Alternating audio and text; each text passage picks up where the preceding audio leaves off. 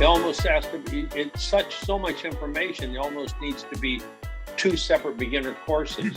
The kitchen table, course set up with, shooting with a stack shot camera is one, it's one course, and the other one is the run and gun, with one camera, one macro lens, one tripod, one flash, go out.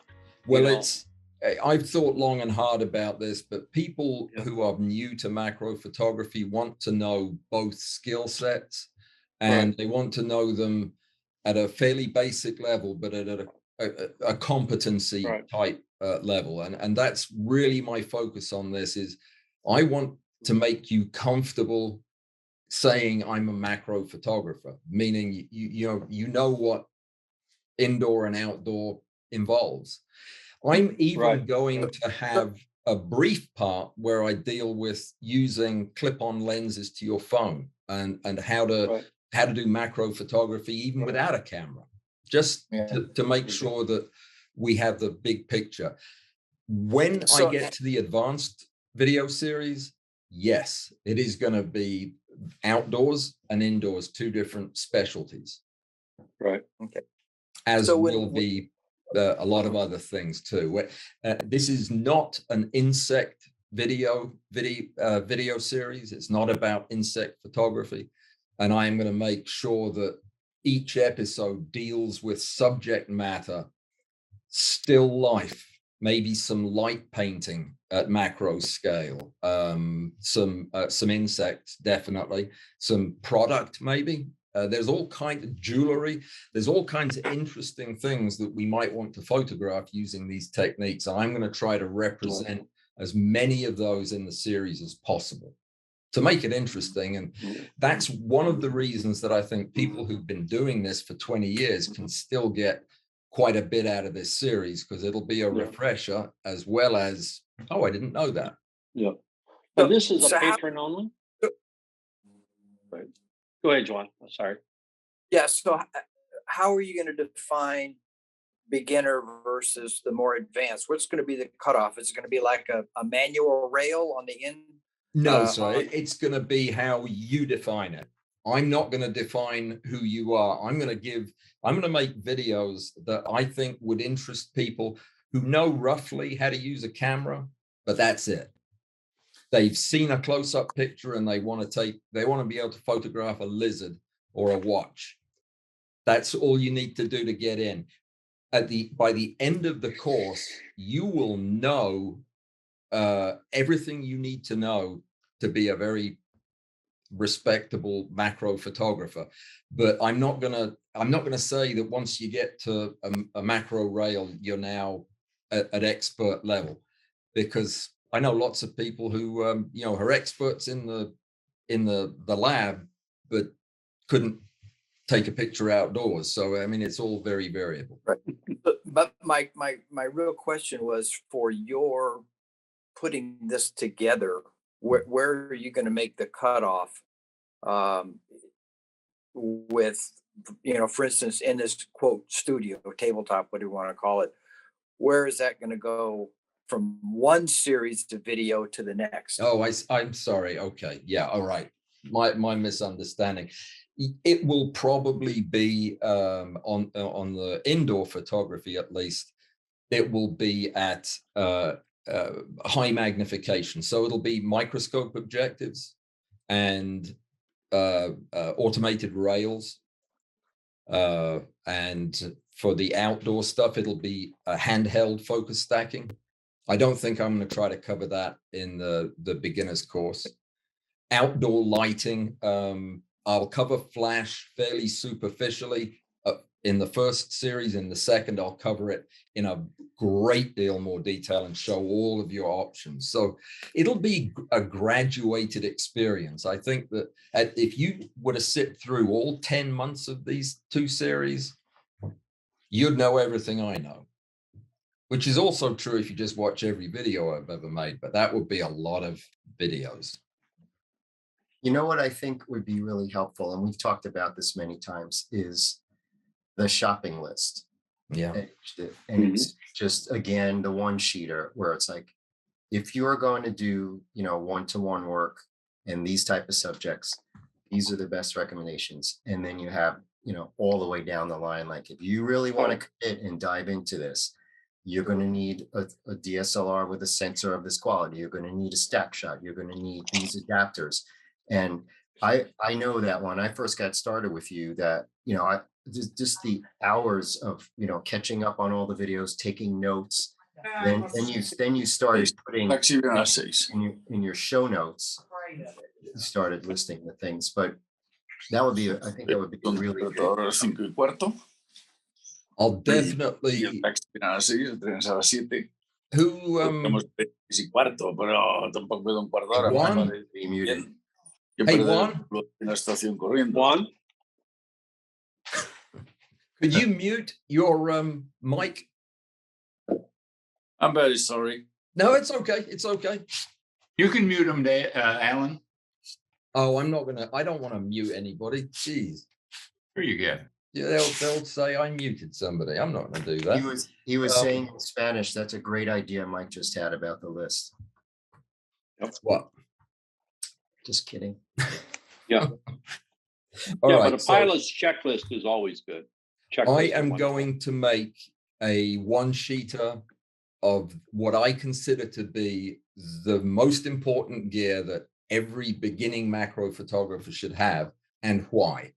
So that's going to be a Patreon benefit that you won't get anywhere else. I'll even laminate it for you if you want. And I think it sets realistic expectations. Like if you're going to dive into this black hole, understand that unless you already have this equipment, you're looking at spending probably this many hundreds or thousands of dollars.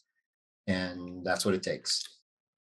Tempered with the fact that if you wanted to, you could be almost as good a macro photographer as you want to be with what you currently have on your shelf. And that, strangely enough, this is something that I've been struggling with in doing putting the coursework together. Is I consider reversed lens, and especially reversed short focal length lenses with extension, I consider that to be an advanced technique. I really do. Mm-hmm. It is so much harder to do well than it is to grab a macro lens or put a close-up filter on. Mm-hmm. So I will probably focus most of that kind of stuff, stacked lenses and what have you, on the more advanced course, but we'll see how it goes. So Alan, I have a question. Your videos are actually fantastic. How would you differentiate what you're trying to do now from what you've done previously? Simply a matter of focus, and in my videos, I tend to try to make them interesting by flavoring them up a little bit with, the kind of stuff I do in my videos. This will be more of a meat and potatoes approach to the photography itself, so that you won't have to. I got a comment this morning that I read, "Oh, why do you have to waste 20 minutes of my time when you could just have cut to the chase and told me the important stuff?" And I explained that that's why, is that most people are going to learn this stuff better when I get to my point with context and background and maybe a little bit of humor. The course is not going to be as much like that. Yeah, not the course, sorry, the video series. The videos are going to be short and sweet and to the point. Not a lot of filler, even though the filler is the fun part for me. And a lot of people don't listen to the photography part. An organizational effort did, then great. But I really think we need a course, a curriculum course paid for, and where he gets a viable income. Uh-huh. And I've taken courses from everything, how to use your iPhone. I was amazed at the Swedish fellow. It's just amazing, the insights that I got out of it. I thought I knew how to use my phone. And I've gone to using the Moments lenses and that, and I'm blown away with what I'm pulling off out of it. But I do a lot of run and gun photography in the field, just with whatever you have with you. And sometimes that's just a iPhone 13 with a moment's lens on it. Other times it's, something more sophisticated. Oh, Alan, you're back. Yeah. Sorry about that, I guys. stalled and entertained as best I could. The program just quit on my computer, but not the meeting. Very strange. That's good. Yeah. If you I'm want going to speak start recording again, Glenn, Alan. to Glenn's comment. Yeah. I am preparing a course for sale. Mhm. The YouTube videos and the videos I'm putting out to you guys are a response to a request from my Patreon supporters for Right. beginners material. So thank you for the comment, but yeah, that is something that I've been working on, and the course will be released when it's ready. This is not a course. It's not a replacement for the course. It's simply a video series that is focusing on the immediate needs of my current supporters. All right. On. Alan, Yeah. if you want to keep this, you should start recording again. I did. Okay. We lost the first half. The whole thing, the whole recording was lost when I went off. Really? Yeah, really bizarre. You should have 2 recordings when you go back in. It did. It started it back. So I'll have the latter part of it. And I've got good notes. So say that again. I said you should have 2 of them that you can. You should still have the primary one, the first one. I didn't record it in the cloud. I recorded it on the computer because I keep going over on the volume of the cloud. So I was recording it locally, and when it dropped me, it lost a bit of the recording. Bummer. Yeah, but it wouldn't hurt to have a second, like a co-host who's also recording, so that you have a good idea. That's a great idea. I remembered this week to ask for a co-host I have a co-host who agreed to do it. And then I forgot to ask him to record it. So yeah, my fault. The notes will be wonderful. They'll be like a transcript. These are just lessons learned from running a lot of large Zoom meetings. Does anyone know, say I was the co-host and the co-recorder, is there a way to direct it to record to an external drive, or will it always? Yes. Oh, okay. Yeah, I record. You can set up the recording to local and just tell it where to put the file, and it will. What it does is it actually stores it in the cloud and then downloads the file to your computer. But it's what they call local storage. But yeah, you can record it. That's what I'm doing, putting it on a disk. Okay, so we got a lot of valuable information about what's going to be in these beginner type videos. What else would you like to see focused on? I don't know if this was discussed. I had to step out and talk to a client for a bit, but and I don't know if this exactly is appropriate for beginners course, but I'd like to see some information about tethered shooting. What equipment you're using, and what good point you're using. I consider tethered shooting to be very much a beginner's skill set if you're going to use it. It's when you're a beginner that you need to learn how to do it. So that's a great idea.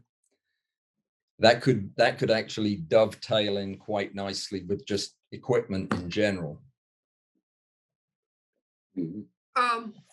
I thought about one item or thing that when you mentioned having the equipment list or whoever at different levels, and what little looking around, like the enlarger lens, it's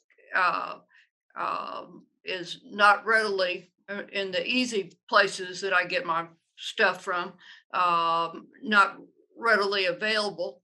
And something else I was looking at on the internet, or I heard about, he had to wait six months to get. So the availability is probably good to know. If you really think that you're going to want to do that, and you like the sound of that particular piece of equipment, you'll know to start hunting 6 Would it- months ahead of time. Would it help for you to know where I buy these things from? Because there are Yes. definitely, okay. Yes. I can Yes, give you- and what a fair price is, so you have some idea if Yeah. you're in the ballpark or not. Yeah, I'll include prices and Yeah. links to where I would get it. Talking about equipment and links, I had a nice conversation with our friend Jeff at Light Glass Optics today to see if he'd come across a truckload of Mitutoyo 10x objectives, which unfortunately he hasn't, but he's got a lot of interesting stuff that I think is potentially going to be interesting to you. So I'm going to catch up with him in the coming days and give you a report soon. But yeah, he's got some interesting things. I think a good addition to your vendors list would be international vendors for those of us that don't live in the United States. Yeah. You know, sometimes buying from US vendors, by the time you add the increased shipping and border brokerage fees and extra taxes and stuff like that, it becomes prohibitive. Like I looked at ordering stuff from B&H and it was like something from 20 bucks from B&H and they were going to charge me $75 for shipping. Yeah. Yeah. So you know, if your international members would share their vendors, that would be wonderful. I think that I'll put that in the notes as a reminder. But yeah, if especially if you're mainland Europe, Ingolf, or if you're in the UK, Canada, it would be hugely helpful for me to build a database of trusted suppliers that I could pass on to everybody else. So please do that. But the same for US folks. I mean, it's going to be B&H and Adorama and the usual suspects. Right. But where do you buy your used lenses?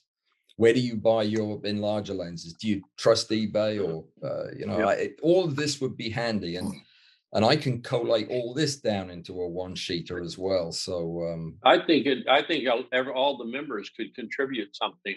I found this is the little 200 lens, the Thor lens, and I was able to find it out of China, you know, for $180, and you know, and shipping very reasonable.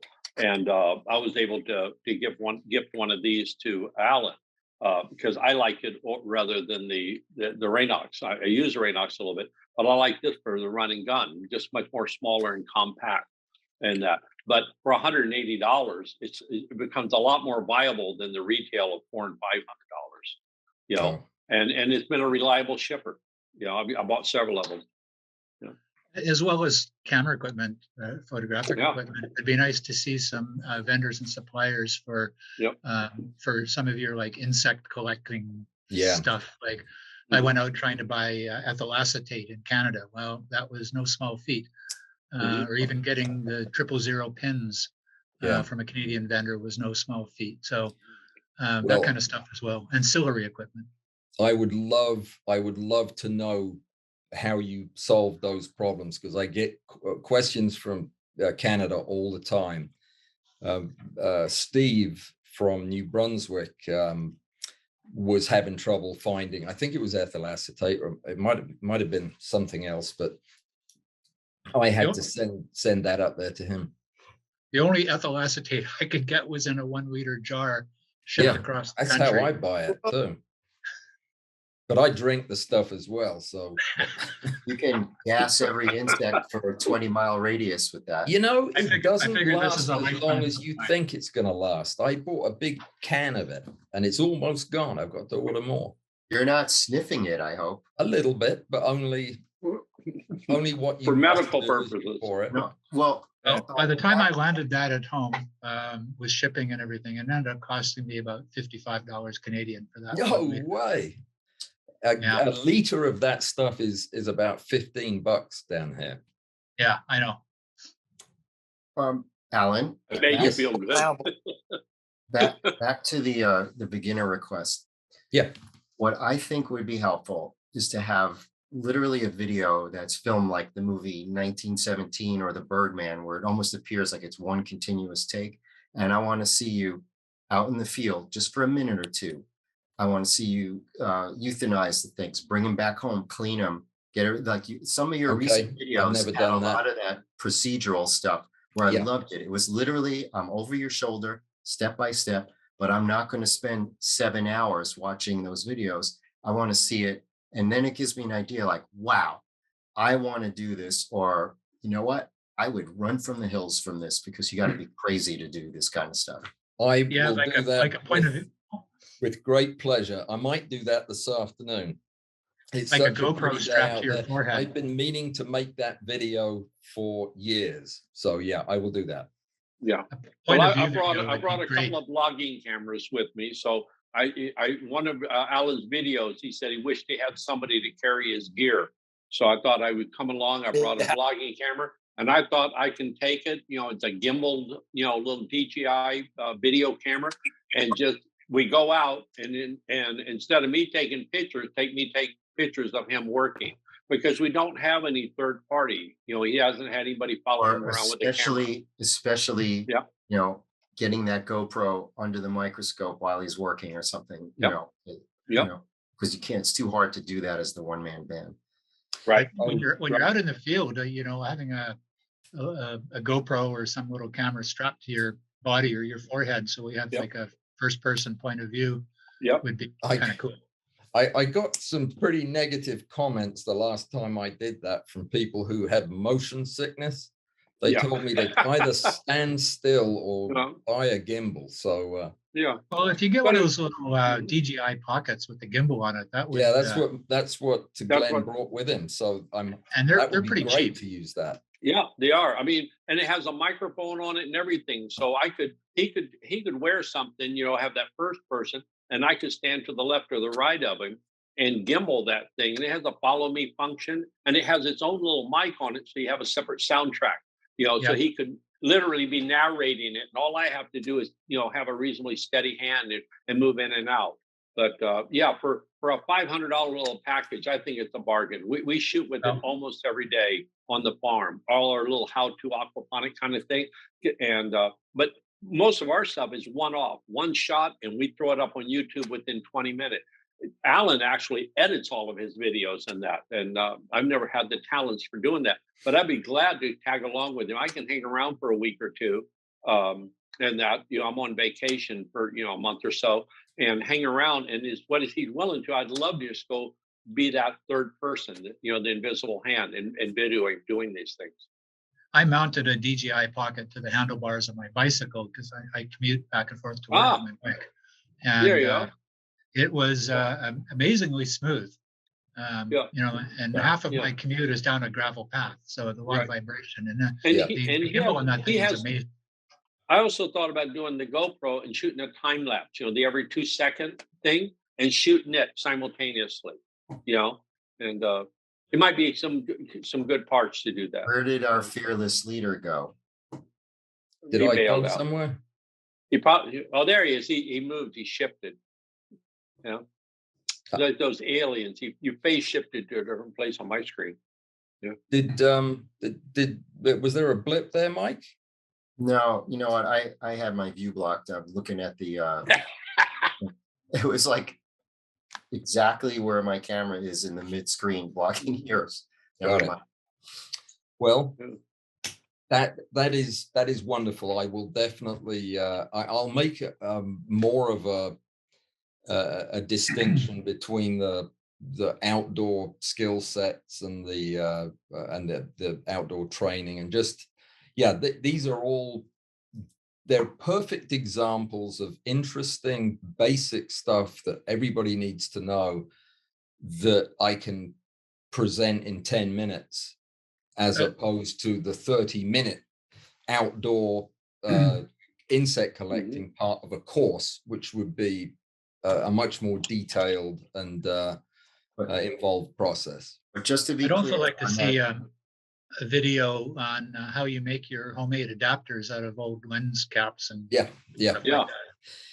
like that. That is a Patreon only special video. That won't be part of the beginners courses. But I will show you how to make everything that I make. Oh, in fact, By the way, if might be anybody's my- got body covers or lens cap covers for Konica AR lenses, I'd love to get my hands on some because I'm not having much luck finding them. I think Will I you- I think I have one. You want a body cap or a lens cap?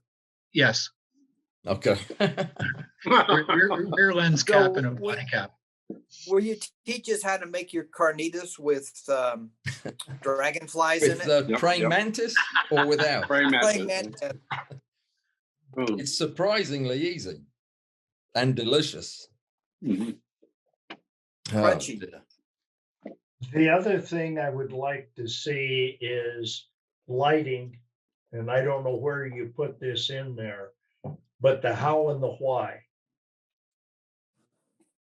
Speaking of lighting, one of your older videos, you fabricated a spot flash out of some fiber optics. And I'm curious, do you actually still use that, or was that like an experiment that kind of went away?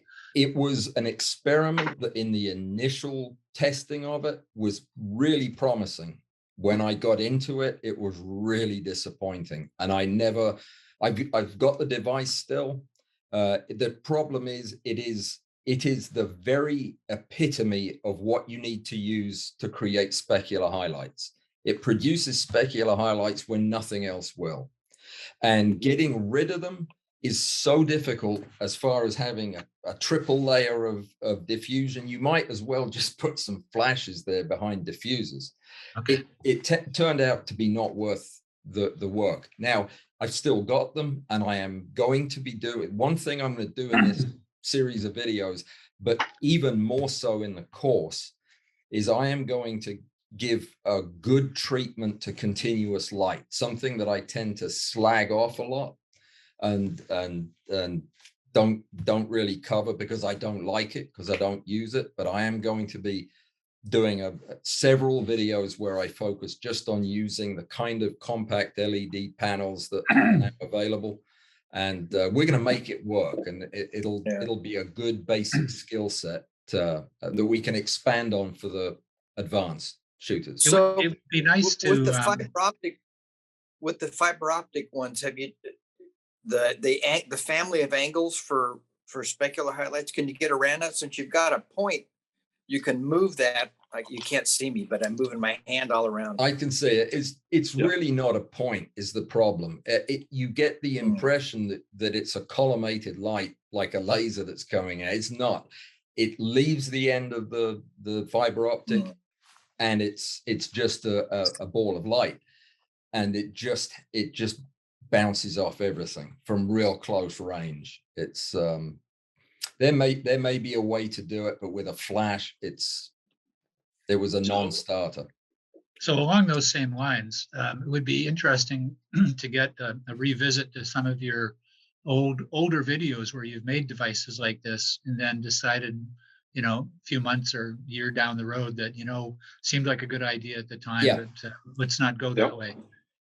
There's probably one other of those, but most of the stuff has been in service for me for years. And the thing that I think never got enough attention because I did it in such a hurry was my winding device for a manual focus stacking timekeeper thing. Did you see that? Just the What's that? plastic gears allow you to make two micron steps. Not accurate, but I remade that with some much smaller metal gears, and it's really quite a nifty device, and I get a lot of mileage out of that. I send the plans to people who are like my friend in Tonga, who will never be able to get a stack shot down there, and does everything by hand, but is limited in magnification because of how incrementally small your steps can be. He can make one of these little boxes now that I have it fine-tuned, and just with a click of a button, it moves 10 more microns. So yeah, I don't think there are many that I would pull from the shelves, but definitely I think that fiber optic one. Yeah, that might be You what I'll talked do, is just plug it. previously, you talked about DIY courses. Would that be a subject for a DIY course? So Now, the to build your own DIY equipment courses things? are basically not photographic related, and I have I've got the first one shot, but I haven't got around to editing it yet. Lack of I was time. hoping you'd do a course and a paid course, but on like building the light cage and some of your setups with the flashes, Yeah, more in depth. Yeah. Yeah, that's all potentially in the works. The new setup, of course, was the new macro rig, which a macro setup is going to be part of the basic video series. I'm going to show everybody how to put together the basic parts to do tabletop macro. But my advanced macro course table, Steve, the thing that you and I have been talking about at such length, that was put on hold, of course, when Small Rig fell out of love with me and wouldn't give me free stuff. And then they started giving me free stuff again. So we're back on good terms. And I've almost got everything I need to put it together. I just need a base. The same thing Steve's working on is getting a base to mount it to. Well, mine is stuck in two spots right now. One is because of supply chain problems. Those cabinets are basically sold out everywhere, so I can't actually buy one. And you've seen pictures of my cave. Nobody else has, but I need to carve out a space in my cave to put that, because my wife won't let me take over any more of the house. Yeah. Well, have you known your wife a long time? Do you like her? Yeah, unfortunately, I do. Yeah. Yeah. By the way, on that equipment list and the suggested cost and the potential investment, a person going into the micro rabbit hole, could that be password protected so my wife doesn't see that list? Oh no, I'm sending her the list. Yeah. No, I have the next chapter, Spouse's Guide to Extreme Macro. Well, that would be a winner. That would Number one, I'm quite active in the woodworking and wood turning community, and we have a saying that we hope that when we die, our wife doesn't sell our equipment for what we told her we paid for it. Yeah. Yeah. Look what my friend gave me. Yeah. Yeah. Oh, that I've had that for years. What are you talking about? Yeah. By the way, when friends come over to my man cave, and I have a lot of ham radio buddies, so I have a ham radio section, then you have the micro photography section, and we have a little electronics man cave, and people come in and they say, oh, they want to get into it. So if it's electronics, we load them on an Arduino, we give them the book on how to do Arduino, and we tell them, send me a video of the flashing lights. Show me you make it work. Show me you take the time to do it, and then I'll spend time with you. And when they come to macro photography, I tell them to go buy this lens, a low lens, and because it's universal, a Canon EF mount, and so they get the adapter for $20 to go to whatever camera they already own. But if they'll do this, and if they will send me back a series of stacked shots, even in camera stacked shots, or if they have a Canon or Fuji, all these cameras now do focus bracketing. If they'll go out and do a focus bracketing shot and send it to me, and then and make some attempt to stack it, then I'll come over. They come over, we'll sit down and we'll go, show them how to use the software and that. But there has to be some effort to do it. Otherwise, it's just I was thinking about getting into it. And so if they actually participate and produce something, but I think it's one of the most affordable ways is one lens, one camera, one flash, one tripod, and a reflector. And if you're going to do it, you can do it with that. Like Alan says, most of us already own everything we actually really need. I know I have what I need. I'm trying to convince my wife I don't have everything I want. I'd love to see a video on somebody using the Canon focus bracketing in a practical application rather than just a quick demo review. Well, that's Exactly, something that exactly. So I'm hoping we'll go out and film that with Alan while I'm here, you know? Because the instructions for that are really, really vague. yeah. Right. Well, we ordered up a Nikon mount because he's a D850 and I'm a Canon person. And so most of my stuff I bring in with the mount, but we ordered up in a couple of days, we should have the mount so that I can mount my lenses on his Nikon. And it does focus bracketing very well. So yeah, it should be good. Yeah, and I believe the Nikon and Canon implementations are a bit different. So Yeah, they Yeah, are. yeah, yeah. I still think that the from everything I read, the limitations on the Canon are the same at the low end. That you're not going to get short enough steps to get to 1-to-1. yeah, But, that's kind of what I was thinking. I haven't had a chance to experiment with the but you have the Yeah. R5, the R5. 5. That might be different. That might be different than the DSLR version. Well, Yeah. it probably is. I don't know that it's any different than the R6 Yeah, yeah. because I think they use the same OS. But yeah, Yeah. I'd have to do some experimenting with it. Yeah. Does anybody have a Lumix or the Olympus, you know, cameras like the S5s and that do the focus bracketing? It seems quite Haven't similar used to the them. Canon. I think one of the things that I mentioned trying to do today was to get a couple of ideas for your Patreon only material. Did anybody get the chance to see the website that I sent out with the memo this week, The Chaos of Delight by Andy Murray? I didn't see it. I put at the bottom of the Patreon announcement, there is a link to a website. I'll put it up in the name of it up in the notes here in just a second. He is a young guy, UK based, but Australian, who has made a career out of photographing the pre-insect life forms in the soil. The really tiny things that I occasionally photograph too when I come across them, but he photographs them alive, handheld. And these things are 500 microns in length. His photography is absolutely stunning. I mean, I've never seen anything like it at this scale.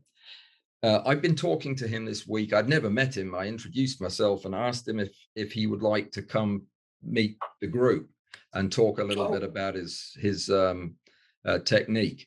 Is that something that would interest you? Yeah, would I'm just love looking it. at his Yeah. stuff now, and it's incredible. Yeah. Yeah, I that's think, a beautiful. He's just got some great work. oh, Yeah. it is jaw-dropping to me, knowing how hard it is to photograph these things when I have it on the end of a pin. Exactly. How he gets these pictures Amazing, huh? in real time is amazing. But Yeah. he's a very personable chap, and I think he'd make a very interesting. If I brought him on, it would be to talk to you. So if that's something that you would be comfortable with, but looking at his material and giving a bit of thought to what you want to ask. But I know that one person will be here for that conversation. Will also be Rick, because it turns out, I don't know if you know this, but Rick knows everybody in the world, it turns out, who's ever had a macro thought in their lives. So he knows this guy as well. So he'll be along to keep things interesting. But yeah, check out his website. And I saw enough nodding heads to invite him on. If you could have a monthly meet the artist, kind of the Patreon behind the scenes conversation, I think it'd be wonderful. Yep, it's an actual program. As soon as they have 7 weeks in the month, I will get to that. It's I generally am waiting until I have somebody that I think is going to make a splash with the group, like Pavel last year or 2 years ago. just a super nice guy and a good macro photographer, and Rick, of course, recently. People that you want to see. I don't want to bring people on just to have people. Oh, but the B guy was wonderful. Mhm. Yeah. Oh. Bruce is more of yeah. But I think he will Bruce. entice beginners to come into the rabbit hole. Yeah. Yeah. You know, No, Bruce is one of You know, the he's a finest. one-to-one, but you know. Yeah, he's one of us. He's very much part of the group. It took me a year to convince him to come on and talk to you about shooting bees. Yeah. He's so but once he did it once, now he wants to come back on again. So Yeah. I have a quick question about bees. I have a friend who's a beekeeper, and I just asked him if he could save some cadavers for me. yeah. And what's the best way for him to immediately preserve them so that they don't desiccate or the hairs get preserved and stuff? Is it just to throw them in a bottle of alcohol? Yes, if you're going to keep them wet, put them in alcohol. If you're going to keep them dry, put them in a sealed container that is dry, arid dry, with a desiccant in there. Do not let soap get anywhere near your bees. That's what most people will do is soapy water them or something to wash them off. Anything with a hydroxyl radical on it is going to saponify the wax that keeps their hairs separate, and you end up with a candle, basically a B-shaped candle, and you'll never get it straightened out. You can't even comb it out. I'll just ask him to put them in isopropyl alcohol then. And that. I don't. If he has ethanol, might be better. Denatured alcohol is pretty hard to get in Canada. Okay. It's it's illegal everywhere. But you don't have a still. I thought everybody in Canada had a still. No. Yeah, just right behind the iglet. Yeah, just drop it in alcohol. But it was quite funny. He asked me how many I wanted, and he says, I don't know, 4 or 5 or 6. And he goes, how about a few hundred? But what's the 190 proof that is grain alcohol that college kids put in punch? What's that? That's ethanol. That's the ethanol that's not denatured though, obviously. No. It's very much got nature. What's the name for that? It's clear something. What is it? Everclear. Yeah, that's what it is. Okay. Yeah, it's quite inexpensive here, and it's just essentially pure alcohol. It's 95% alcohol, 190 proof. Say it's $40 or $50 a bottle at the provincial liquor store, government liquor stores. It's $20. Too much. 26 here. How big a bottle is 26? Like a liter? A fifth. Yeah, it's about a liter. 26 ounce, I guess. 26 ounce. It's way smaller than a liter. The liter bottle of that stuff is probably $30 here, and a liter lasts me a year, and I use it liberally for insect collecting. Let me be clear about that. Use it for insects or for yourself? I tried it once just to see, and it will absolutely flat take the mucosa off your mouth lining. Yeah, I don't recommend it. For those in Canada, sometimes at Canadian Tire, they have this bioflame stuff for alcohol stoves, and it is basically pure ethanol. Is it really? Is that's not methylated then? No, it's basically it says ethanol denatured alcohol on the jug. If it says denatured, it probably has wood alcohol mixed in, which is methanol, and that will blind you. So Well, I wasn't planning on drinking it. I actually used it for making Lipton. Somebody might have been thinking about it. How much was it? I think I paid like $25 for that or something like that. In the UK, it's called methylated spirits, I think, is it not? I thought that was white gas. It's purple or pink. Hey, Alan. Yeah. Speaking of cleaning insects and soaps and wax and things, do you still use the ultrasonic cleaner? Because I haven't seen that much in anything. I haven't photographed anything bigger than 1 millimeter in a year, but yes, I use the ultrasonic cleaner for hard-bodied insects that are filthy. Yeah. I'd love to see that technique being demonstrated. Good. Okay. On any particular kind of subject, it's a wonderful cleaner. I'm just trying to think what to go catch. Beetles probably would be good. Yeah. And you know how you use it and what solutions you're using in it. And yeah, it is the mildest settings with the mildest soap and cool water, and that's it. If you put that granular stuff in and turn the thing on, your insect will just be knocked to pieces by it. So no crushed walnut shells or no crushed anything. No. You use it on bees? Do you use it on bees? No, I don't. Bees and wasps are the only thing that I manually, mechanically comb, and that's it. No wet And why cleaning. No wet, no soap. Yeah, no soap, but No soap. Yeah. No wet. Yeah, and no wet either. If they've been in alcohol, you storing your bees in alcohol. if they've been in alcohol, then I rinse them in clean water and air dry them and then comb them. Okay. It's the little soap I tiny avoid. blower. Yeah. So when you say air dry, you're just letting them sit out and dry, or are you using a little They blow dryer? dry as I comb them, because the comb that I use is a piece of filter paper folded in half and torn. So it has a rough edge that doesn't put fibers, well, it does drop some fibers, but I use that as the comb to comb the hair, and it pulls the moisture and the dirt out with it. It's a technique you've got to see to believe that it would actually work. But yeah, I'll video that.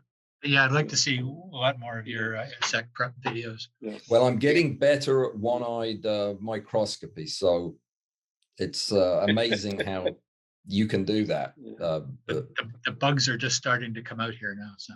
Oh God, they're everywhere down here. But by the way, I did when I was talking to Jeff over at Light Glass Optics today, he told me that he has located a surgical head for my microscope.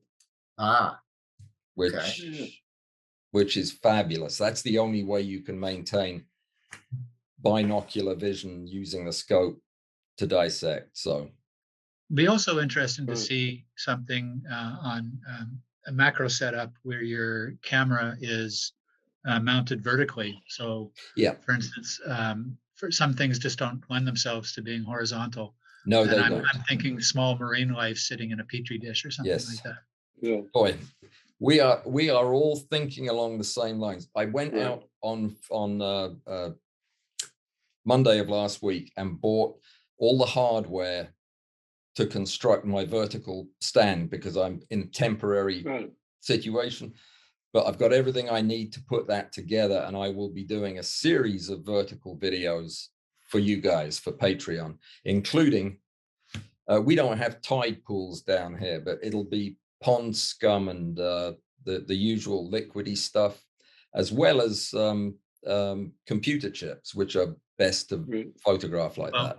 My wife and I spend every other weekend at our waterfront, oceanfront cottage. So I have a lot of opportunity to do, little crabs and shells. Fantastic. And stuff like that. Ranula. Go get some shellfish ranula. Alan, do you ever use that trick on a microscope slide where you put glue around in like a U shape and then put a cover glass, and then you've got a real shallow vertical? I do, but usually when I do that, I use a few flakes of wallpaper paste in there to slow the water down in that shallow setting. Yeah, I do that. I was actually messing around with that this morning. So the wallpaper paste is to stick in the water to slow them down? Yeah, if you put wallpaper paste, which is metal cellulose, I think that's what it is. It's a cellulose. If you dissolve it in water, it creates viscosity that is invisible, but none of the flagellates can move in it. The flagellum moves, but they just stay right there. So paramecium won't move. Amoeba can move through it just fine, but it's wonderful for examining pond scum. I love it. How would hand sanitizer, which is ethanol and glycol? Yeah, I mean, it would kill them. I'm But sure it would. they'd move irregularly for a few minutes and then they'd die. But oh, by the way, on the ultrasonic cleaner, I use mine for everything from car parts to gun parts and that. And in my basin, I don't want to have to clean and wash it all the time. So I fill it full of water and I put those different parts in a little plastic bottle that's full 100% with whatever's cleaning solution I want. And so when I started doing the bugs, I leave them in water or they're in alcohol and I just drop them in the basin and I crank it on, and I can have 4 or 5 different things in there at one time and take them out periodically and see how they're coming along. But that way, the bug is in that only that little 1 ounce solution, not the whole container. Yeah, I'd That's be because I would I was be too very cheap to use it all. Yeah. I'd be very careful doing that. Your Yeah. bugs really need as much of the swimming pool to move around in as you can give them, Mhm. because they will batter themselves to pieces if they're Yeah. in too small of a bottle when Oh. you energize Well, yeah, them. I'm doing little medicine bottles, but yeah, Yeah, just a tiny, they they, but I'd they rather use an ounce or two than filling up a quart into the big tin. Yeah. Yeah, so I think most people probably use like jewelry ultrasonic cleaners and not the big Right. industrial. Right. Mine's just a high-end jewelry one. Yeah. Yeah, I use this relatively small one too, but I give it a full I fill it to the fill line. It's good to have room, especially the big insects, because you don't know how they'll get in an eddy cycle. And if 2 of them get in there together, it's like being in a blender. Alan, what's the final verdict on the liquid? Is it distilled water, tap water, deionized water? What's the deal with that? You know, I've used them all since question. I've always used tap water. And if I'm putting detergent in it, I still use tap water. I wash in tap water. I don't see any benefit to deionized water. It doesn't lift the dirt off any better. It doesn't make the detergent work any better, at least to my eye. But you have soft water here, right? Not like some people have real hard water in California. Yeah, the soap just won't dissolve in. No, this is soft, very soft Yeah. water down here. Yeah. But I mean, I would, when I say plain water, if was in the mountains, I would add a surfactant to it, a surface agent. That's what I mean when I say detergent. It's really whatever you need to soften and The soften the water. make the water ionic. Right on.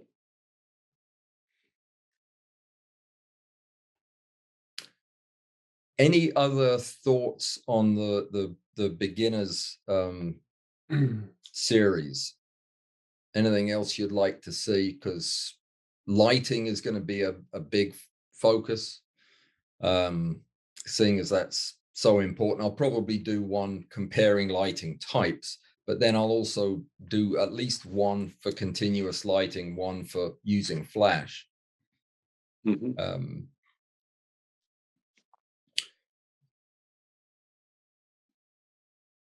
I Yeah, I think think probably the topic on got- diffusers for both flash and continuous lighting would be good. Yeah, I've got all of that. I'm trying to decide. Well, I don't think I don't think there's anything we need to address here on that. But with the vertical shooting, what else are you using it for, Steve? Well, I haven't been using it yet, but it would be mostly for things that you just can't sort of prop up vertically to shoot in a horizontal setting. So Have like if you- I had little crabs or little crustaceans that I've pulled out of a tide pool or something that I need to leave on a slide or a petri dish or something like that. What and about shoot from flat above. stuff? What about the computer chips? Yeah, that would probably be helpful as well. Although those you could probably blue tack to something and You know, can, but I'll tell you, getting that something flat to the Yeah. sensor is a real. Of course, if you're doing it vertically and your camera is not, the sensor is not perpendicular, it doesn't matter Well, that it's exactly. vertical, it's still Yeah. not going to be straight, but it is a bit easier to get it straight, I think, vertical. I mean, I think once you've got a vertical setup, you start to find all kinds of applications for it. It's, you know, Yeah. build Right. it and they will come. So I have a question on the physicality of that. So besides obviously a rock solid vertical stand, and you can figure that out a bunch of different ways, how does the stack shot hold up as far as torque? Like if you have a bellows, a DSLR, and a, you know, some lenses that add up to weight, It's how is it doing on that? Like I could see if it's going down in one direction, which it would, probably better than to back away the other way. But what's up with that? the motor can handle the torque within specs very easily. In fact, it's got almost double the headroom it needs with a maximally loaded rail by Cognis's numbers. The thing you have to bear in mind is that there isn't any backlash when you're operating a stack shot vertically. There is no slack to take up because Got the weight holding down.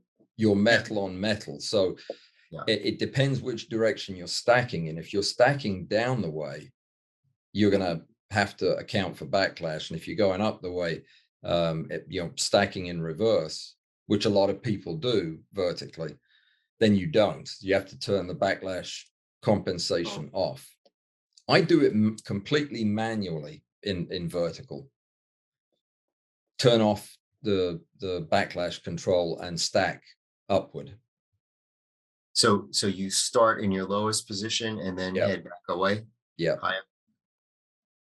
I just found it to be more accurate. Did somebody have a hand up? Bill was raising a hand and Peter too. Yeah. Yes, sir. I was just imitating your going up. There we go. Okay. I tried using my stack shot vertically, and I found that fairly quickly it seized up, and I had to pull it apart and clean out the bushes and put it back together, and then it was perfectly good again. And all I can think of was it was getting dust or something down into the bushes because it was, you know, they were facing upwards. Yeah, if you, but that will happen in the horizontal too. If I got mine dirty one time when it was in storage, and I had it catch, I mean, it didn't bind. But that's a good point, yeah, because you do have a tremendous amount of forward rotational torque when you've got your bellows and lens out in front of the rail that you don't have horizontally. But you know, you still have a lot of torque on that carriage if you're not perfectly center of gravity. So I think it's capable of handling it. But I will check with Cognisys and find out exactly what they say as far as limits on weight and pass that on. Right. Well, on the Cognis website, if you go to the Cognis website, they have a link there to one of their clients, gave them the YouTubes, and they have it on their site. And it's where he took a microscope and I bought the motor too, a $50 motor, and you hook it up, the stack shot runs the motor. And what it does, it raises and lowers the table on the microscope, and that gives you a control. And so then I have 5 different microscopes. And so I did a magnetic connector, so I can move that motor to any one of the microscopes, and I can drive the table up or down, and always drive it up. Right. That is always an option if you're using a compound microscope or if you're using a microscope body as your specimen stage. But for those of us who don't have one and you're working with a rail, to be honest, I don't use the bellows much vertically because of the just the weight of the PB6. It makes me a bit uncomfortable. I use extension tubes, but I'm not bothered by. What I don't like about extension tubes is having this much extension out in front of my camera without supports, because I don't have a whole support rail for it. Mm-hmm. Okay, good. Interesting stuff. Alan? Yes. Yeah, talking about beginner's course, what I'm finding is sort of I'm struggling with, and it seems to be holding me back, is actually mounting insects, Okay. then doing the retouching. Now, the mounting of insects could be a problem. My 82-year-old hands aren't steady enough to do it. I don't know, but I am struggling. The trick for handling insects, especially small ones, is to never have to handle them. It's to use tricks to put artificial handles between you and the bug. And it is practice, practice, practice. But I don't really want to put too much.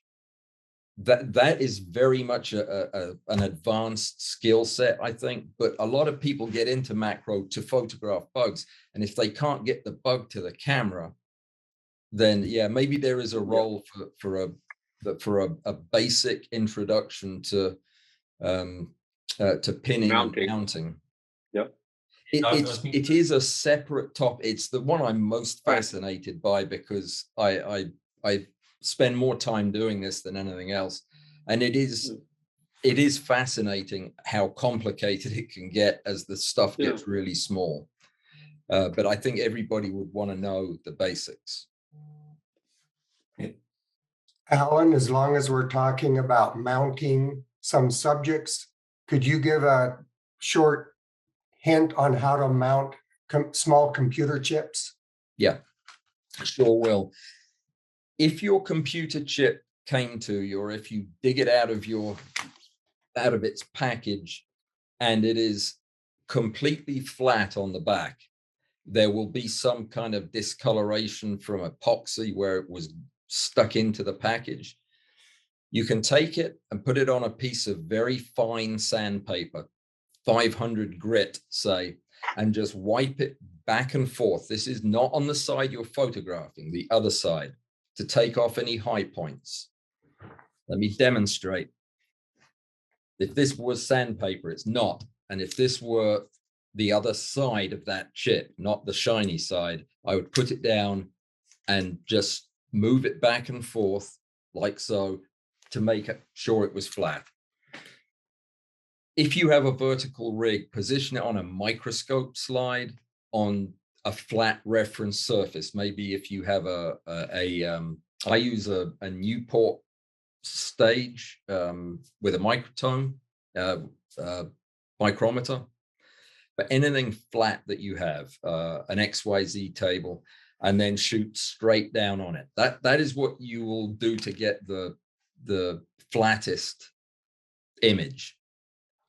It is very hard to do upright, but if you have, if you are going to do it upright, if you have a square that you can line everything up with, and a vertical that you know to be vertical, like if you have what do the engineers use for standards of measurement?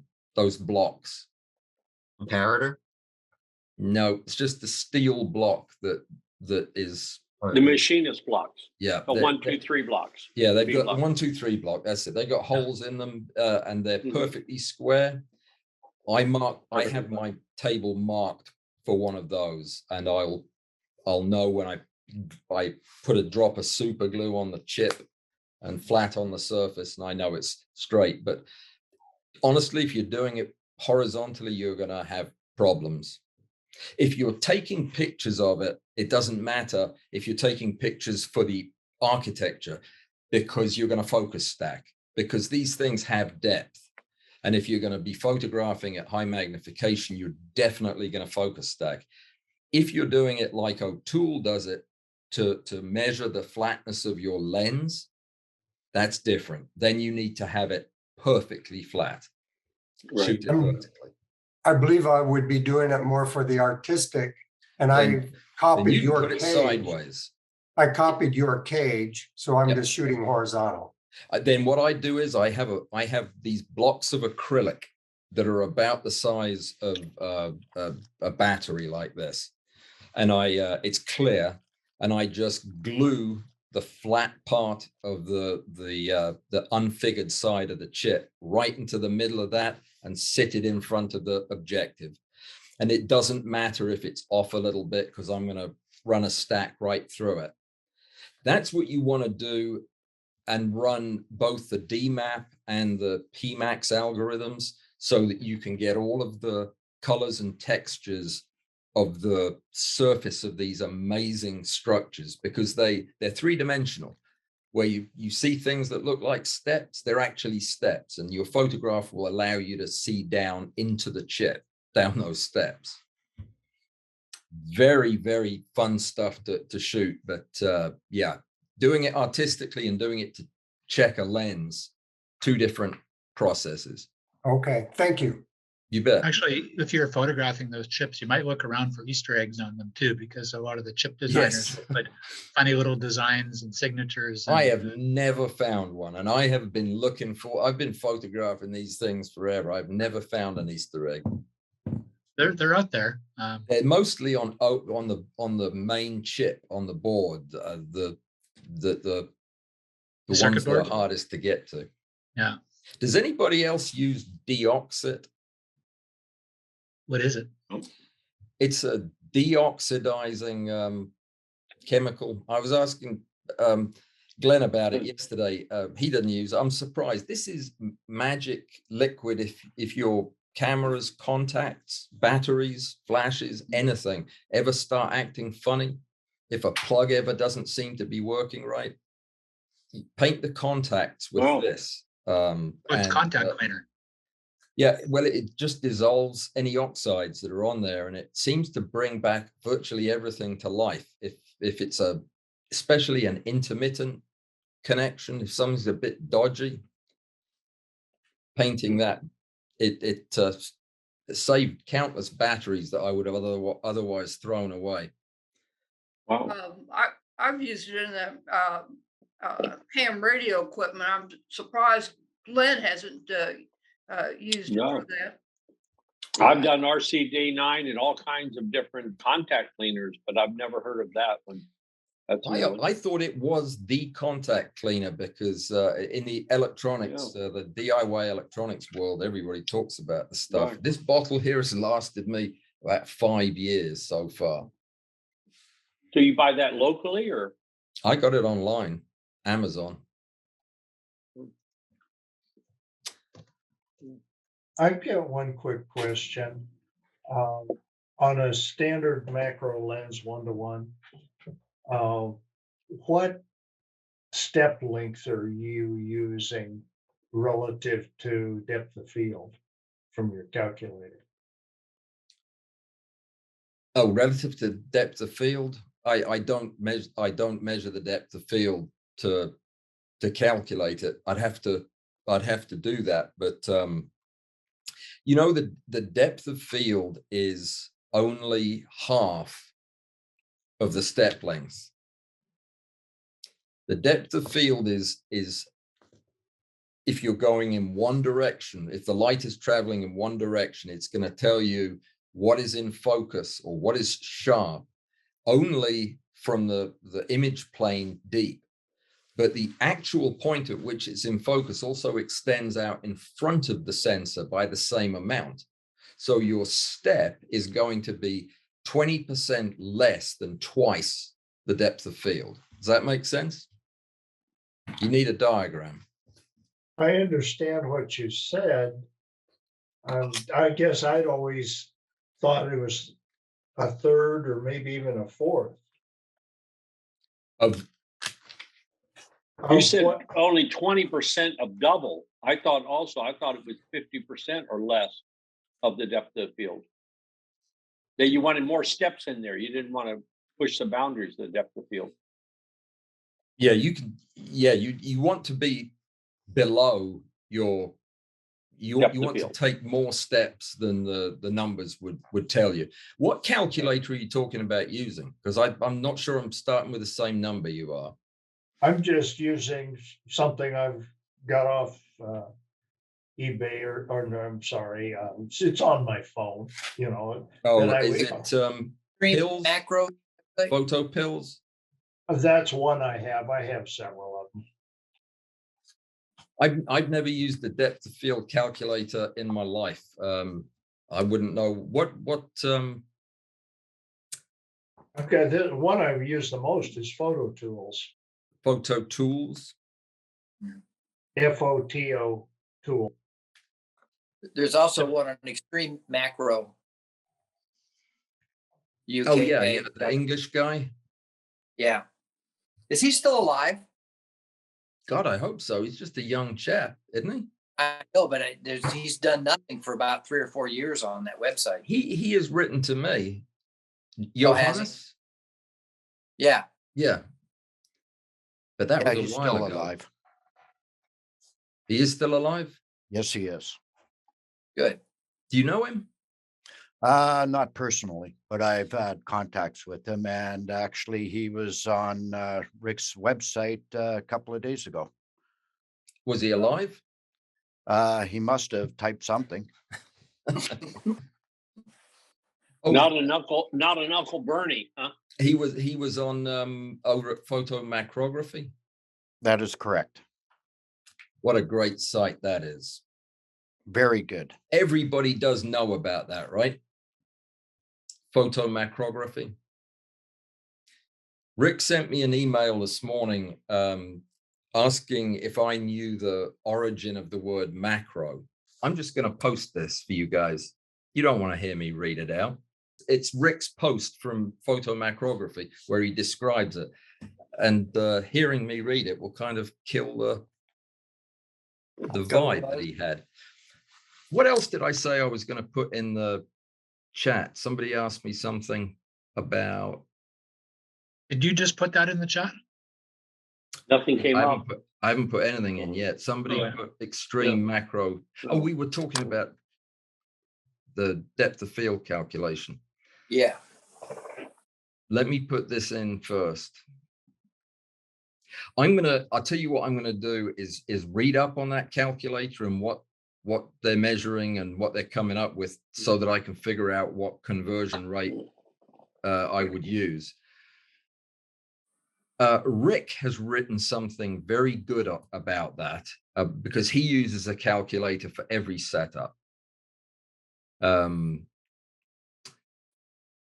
I'll tell you what, let me get back to you and I'll give you the link to the piece he wrote on Photo Macrography about depth of field, and I'll put it to everybody.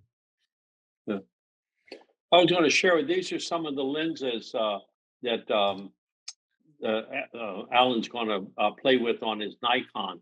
And these are, 2x to 5x macro lenses, lows, and that.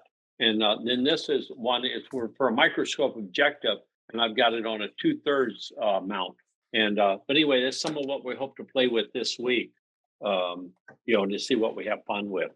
So it'll be interesting to see how they do on his Nikon compared to what I get off of Canon and that. I'm certainly looking forward to that. Yeah.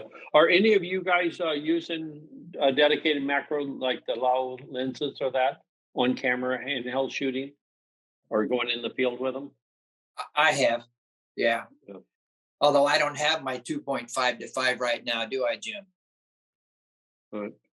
So most of you guys are all kitchen table stack shot setup, No, I'll photographing use it. dead things. No, I'll use it out in the field. Yeah. But I've got a Mikey 1.0 to 1.5 that I use more because it's just easier. Yeah. Are any of the others shooting anything live in the field, handheld or running gun macro? Huh? I haven't yet. I'm planning on, I have an MPE lens that I plan on taking out into the field as soon as it stops pouring rain and things start growing again. Yeah. Come to Alabama. Sunny. Yeah. We're supposed to get snow tomorrow. Guys, I'm going to post the Rick's email to me. I'm just going to clear it with him first. I forgot it was kind of in the body of an email, so I'll clear it with him and then I'll put it on Patreon. Okay.